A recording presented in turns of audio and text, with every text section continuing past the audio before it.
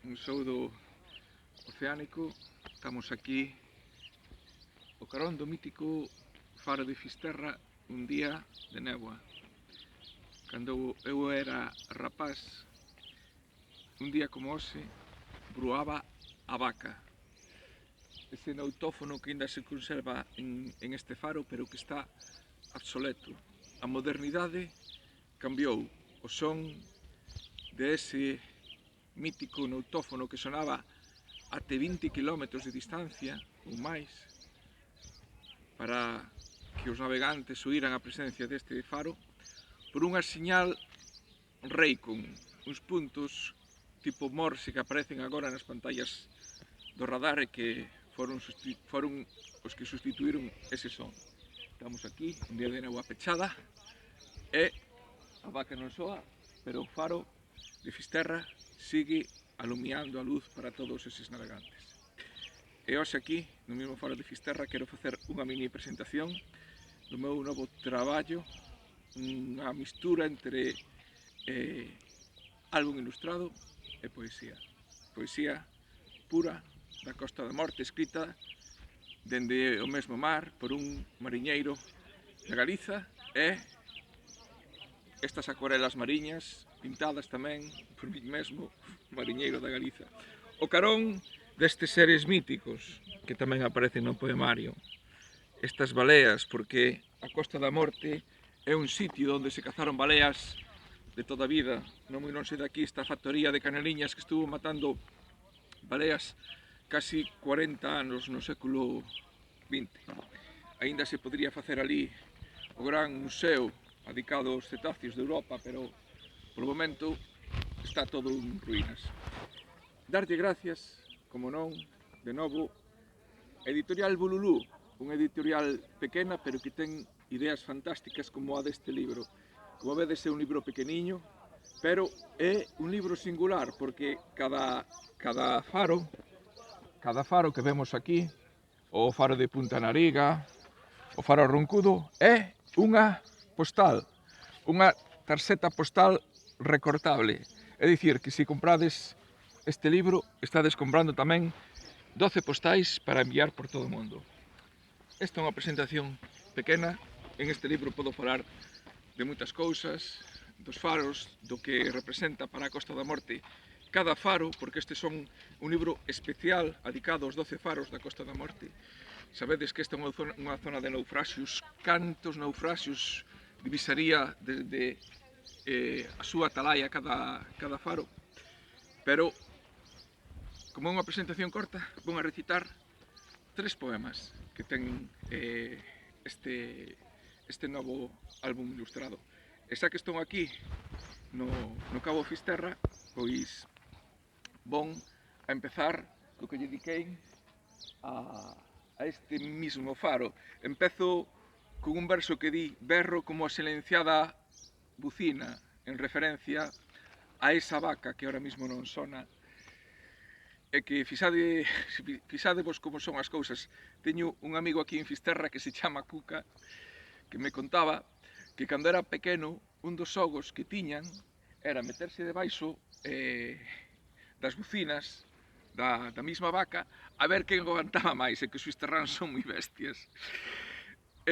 Porque soaba realmente forte. Eu estaba en Cee un día de néboa e soaba seguido bu, bu, a este faro que é o meu faro, o mítico faro Fisterra, este poema. Berro como a silenciada bucina que atraeu as aves de todos os paraísos e anunciou a entrada cara aos pórticos abisais.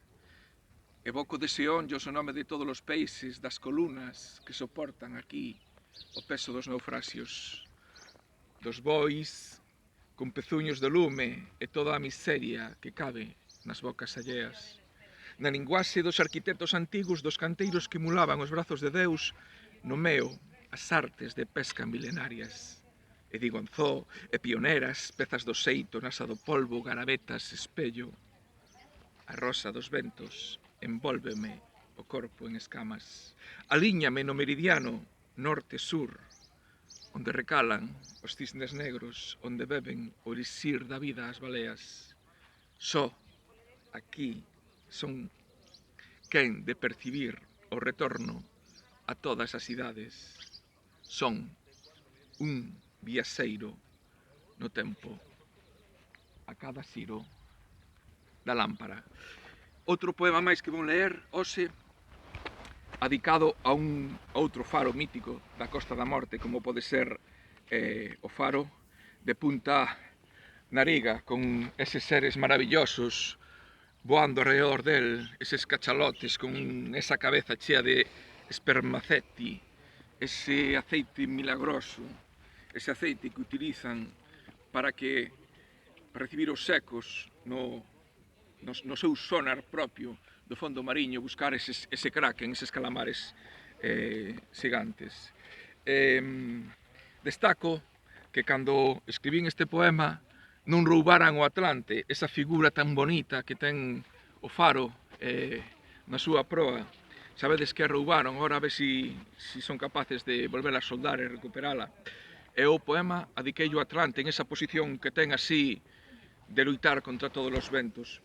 Me decía o meu querido irmán Paco Souto que non debería explicar os poemas, pero quero explicar un poquinho os poemas, porque eu a este Atlante fala dos ventos máis usuais na Costa da Morte. Fala do nordés, para min o nordés é o vento da luz, o vento co que no brán imos á praia a pasear ca nosa parella. Falo do oeste, ese vento bravísimo, xa lle chamo cabalo abisal, un vento terrorífico. O vendaval tamén, está todo gris, o ceo dividido en 8 partes, casi non se ve nada. E falo ao final do leste, que é o peor vento que hai no mar para pescar. De feito, cando hai moito leste é mellor non saír ao mar, é un vento moi pobre, non? E di así: o faro, Punta Nariga. Di o Atlante: ven nordés, coas crinas azuis. O meu amor, ven pola praia, son un astrónomo da noite. Vente oeste, cabalo abisal, montura sin ollos, soben monstruos polos meus pés. Ven vendaval, opaco rumbo, 8 partes sin luz no horizonte. Chove e diluvia, chove e diluvia.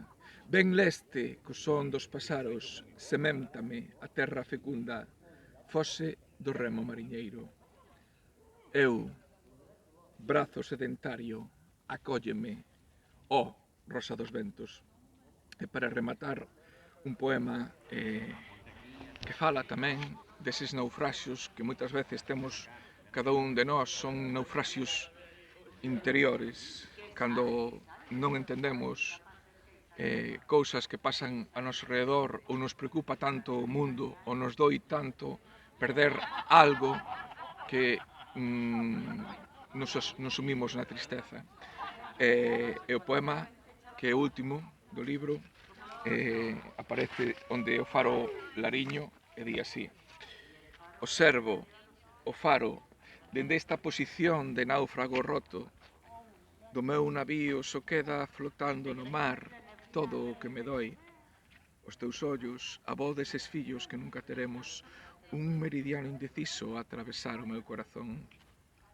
Unha balea morde os meus osos, xusto aquí, nestas coordenadas clandestinas. A noite achégase a noite, todo o que me doi. A memoria das mans, vivín rodeado de ouro blanco, ouro bico, ouro allada, ouro o sí. No meu dedo hai un anel invisible e impermeable ao tempo. O meu traxe de supervivencia, un anel invisible, como que somos. Bueno, son 12 poemas, acabo de recitar 3, en todas as librerías da Costa da Morte, para este verán, un libro agasallo, un libro para recortalo, enviar as postais con estes faros nosos, estas baleas nosas da Costa da Morte para todo o mundo. Volvo a repetir, moitas gracias a Editorial Bululú por ese bo traballo de edición e por acollerme por segunda vez na vosa casa, con todas estas ideas de mariñeiro, todo o que me pasan pola cabeza. Un saúdo para toda a xente da Costa da Morte, a toda a xente da Galiza e a todo o mundo. Que medre o mar, avante sempre. Luces da Costa da Morte, 12 postais dende a fin do mundo, 12 poemas oceánicos. Avante!